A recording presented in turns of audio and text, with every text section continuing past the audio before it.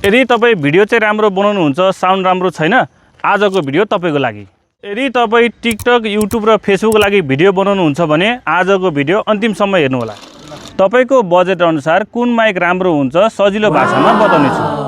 पहिलो नम्बरमा रहेको छ F11-2 भन्ने माइक। यो माइकको कनेक्ट गरेर साउन्ड कस्तो रेकर्ड हुन्छ भन्ने कुरा म अब देखाउन गइरहेको छु।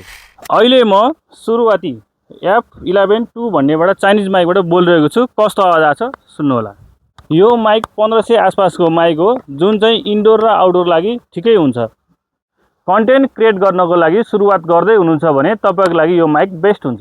दोस्रो नम्बरमा मैले युज गरिरहेको छु UZS को माइक। 3500 आसपासमा रहेको यो माइक साउन्ड कस्तो आइरहेको छ सुन्नु होला। हाम्रो माइक टेस्टको तेस्रो नम्बरमा रहेको छ नेफोको NP59 भन्ने माइक, जुन अहिले चाहिँ भाइरल रहेको छ।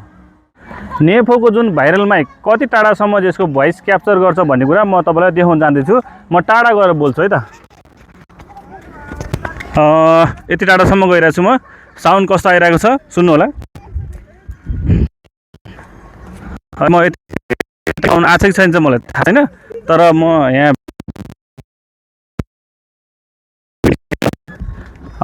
यति टाढासम्म साउन्ड कस्तो आइरहेको छ सुन्नु होला।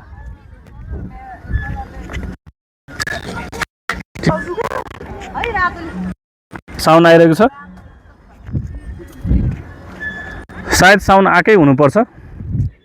यो भिडियोको 4 नम्बरमा रहेको छ अल्टिमा क्लियर माइक भन्ने, जुन माइक रहेको छ 4000 को आसपासको माइक हो। नेपाली प्रडक्ट अल्टिमा क्लियर भन्ने माइक साउन्ड कस्तो आइरहेको छ सुन्नु होला।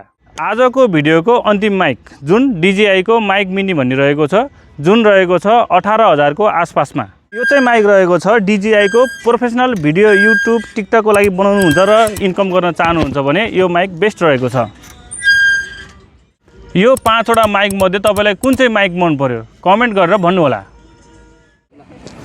यदि तपाईलाई यो 5 वटा माइक मध्ये कुनै माइक मन परेको छ भने त्रिशुली बजारमा रहेको ग्यालेक्सी मोबाइल शपमा सम्पर्क गर्नु होला। म मिलाएर दिइहाल्छु। धन्यवाद।